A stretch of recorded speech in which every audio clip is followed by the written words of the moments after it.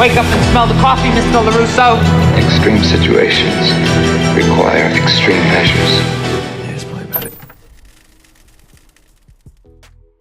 Yo guys, that's Cobra Kai Karate. Welcome back to a brand new video. And guys, today we're here to talk about Daredevil Born Again episode 3. I think it's called The Hallow in the Hand or something like that. But yeah, this will be spoiler review. Obviously, if you guys have not seen my first two, my reviews for the first two episodes, check it out.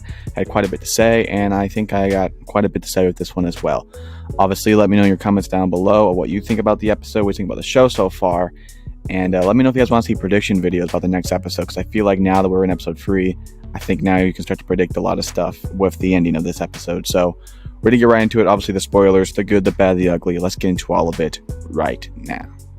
So you guys know me, Mr. Negative Noah. I'm gonna start off negatively, and I know there's kind of my kind of just how I do things now. But no, in all seriousness, I just like to get the negatives out of the way. I know I come off negative pretty much in all my reviews. I promise I'm not that negative of a guy. Well, maybe, but I want to talk about the negatives first. We'll get to the positive because I think I think they're climbing up the ladder a little bit. So let's start with the negatives. And the first thing is kind of just continuing a bit of the issue of episode 1 and 2, where I'm not such a big fan of these side characters becoming these main characters, and the fact that Karen is not in there, not even necessarily just Karen as a character, really just the tone and the ideas of the season 3 and the Daredevil show is just completely abandoned. More importantly, the whole Foggy stuff. He dies, you get a year jump, and then there's barely any emotional weight, there's barely any talk of him, and he does mention him at the end of the episode, and she says herself, I was wondering when you're gonna mention that. I'm like, yeah, me too.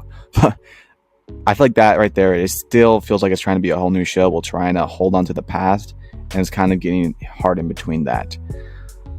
Outside of that, I do think the pacing was a bit weird. Kingpin, or Wilson Fisk, seemed more of like a side character in this episode, whereas a big issue in episode 1 and 2. This episode was more of a courthouse drama, which I do actually like that. We'll get to that in a bit, but I feel like with a character like Kingpin, we saw on the show, he had his episodes where he is very important and a little lower, but whenever they had him in, it felt like there was something fluent. He comes in the beginning and talks about Vanessa, and then it's just the end talking about vigilantes.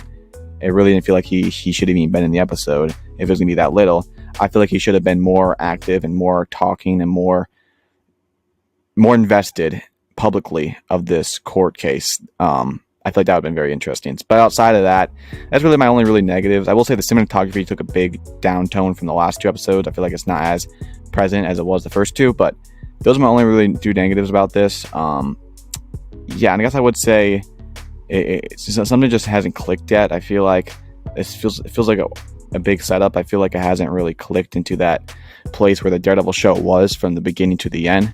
It still feels like it's stalling and slowly getting somewhere where we're all waiting for it to get, but it just has not clicked yet. It's still present, still a good TV show. It just has not gone into that next level yet, at least for me. But now to the things I like. So the episode basically was a full courthouse drama, and we actually never really saw a full episode dedicated to that in Daredevil. You could say the whole Punisher, Frank Castle, case was, but that was in between a lot of stuff, and it really wasn't the primary focus. So it was really cool to see him in court actually invested in this case. And I thought that the tension building was really good. I thought that, first off, this is a side note, but the sound, I guess, mix, or how they edit the sound in this, was very well. How they create tension, how they create, the whispers. I would say it's even better from the Daredevil show. So that is one thing I very, very really like. So that's one thing I like. And yeah, the whole courthouse drama was very fun. Although I do think it was a bit stalling at times. It did feel a little boring at times. It did feel a little bit of a drag at times. I think overall it was a very fun thing to do, especially with this character that is his primary focus now in his arc or his story. So that was one thing I liked. I will say that the White Tiger character is very good. Hector, I think his name is. And yeah, he's a very good character. The only thing I do not like is what they do is he reveals that he is the White Tiger in front of everyone, which, okay, that was a very tense moment. I thought it was done very well. But the fact that he has a family and they didn't know about this, and there's no scene of them talking, they're just in the court watching like this. It's like, okay, I feel like this should be a little bigger reveal. And with Kingpin being so against vigilantes, I feel like he should be more involved in this case. He is not until after it's over. And then when he is found, innocent, he just walks free, which is very weird because being a vigilante is illegal, especially in the new law and the new order. I guess Kingpin is trying to imply in New York, but just overall, I mean, being a vigilante, I mean, I don't think you get revealed to be a vigilante that you just walk free. I mean, after being found free from that, if anything, it would lower down your case. That's what I thought they're going to do. Take him from prison to another court trial to maybe go to jail, and then that's when Kingpin could have done the thing. That'll happen. We'll talk about it in a little bit. But him just being able to walk free and just be a vigilante again after the whole world knows, I feel like that's a bit weird, especially with Kingpin being the vigilante. But obviously, I do like some things in here where they're setting up this cop corruption. I think that's going to take a new shift in episode 4. And onto, I guess, the ending. The ending was very shocking for me. I'm not so sure with this character. Like, I don't read comics a lot, so I don't know what his role was. I don't know if people were expecting this, but I was not expecting it at all. I thought he was going to be a primary character, and it was out of nowhere. He just gets shot right in the head. So yeah, he gets shot right in the head. Kingpin goes to kill him. I thought it was an amazing scene, very well done. But as he kills him, it gets revealed it's a Punisher vest. Now, I'll make it very clear. I do not think this is Punisher. From what I've seen, it looks like, I mean, even in this episode, we see so much people use that as almost like a symbol of rebellion or vengeance or whatever. We saw it on that garage. We saw a cop with a tattoo on his neck.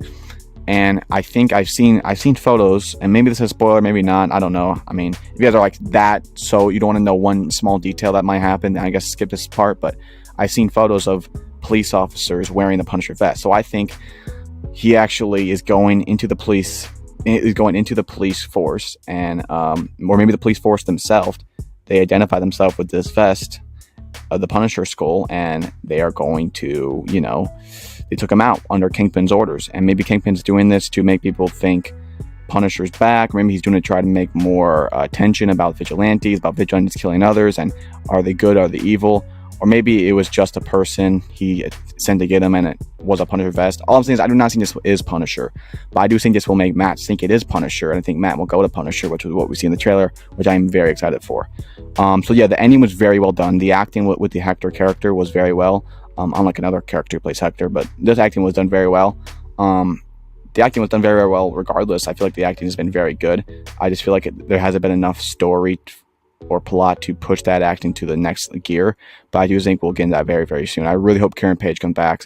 I really hope that we really see Kingpin fully commit. I really hope we see Punisher in this, which we will, and I hope we see Daredevil finally get back, and I hope it just clicks that next level, because right now it just feels like it's stalling. It knows what it is, it knows what it can do. It just feels like waste potential right now, because the stories, the concept is a good idea. I'm enjoying what I'm seeing. It's not like I'm mad about this.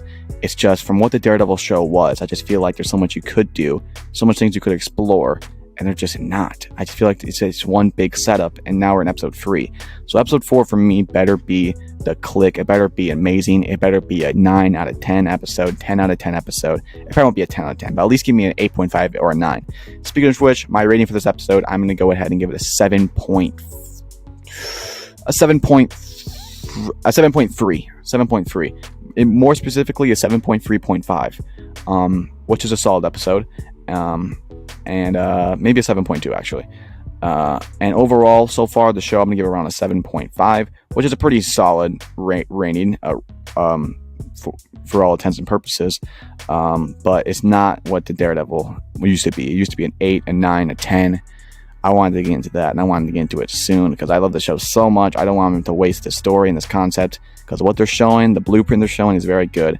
But the actual commitment, the actual what they're actually doing, it's just not clicking to what the Daredevil show is, and just what I love from the Daredevil show. It has just not reached that peak yet, and that's just the only frustrating part. But outside of that, I'm enjoying what I'm seeing. I'm enjoying the character, and I'm somewhat enjoying the story, even though I do think there's a lot more you could do.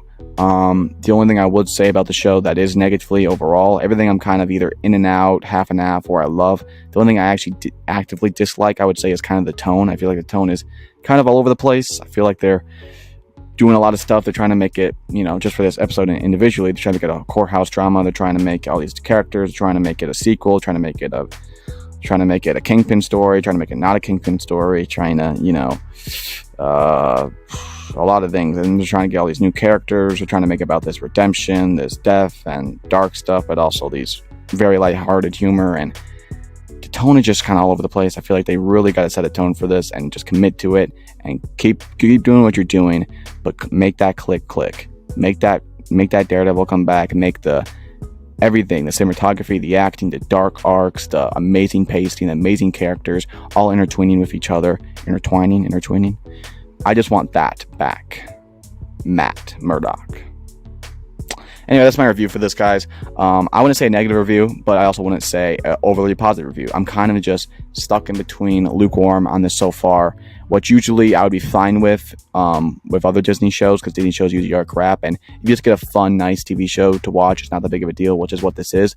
But for what the show is and what it kind of presented it to be, I was expecting a lot more, and we just haven't got there yet. So that's my review.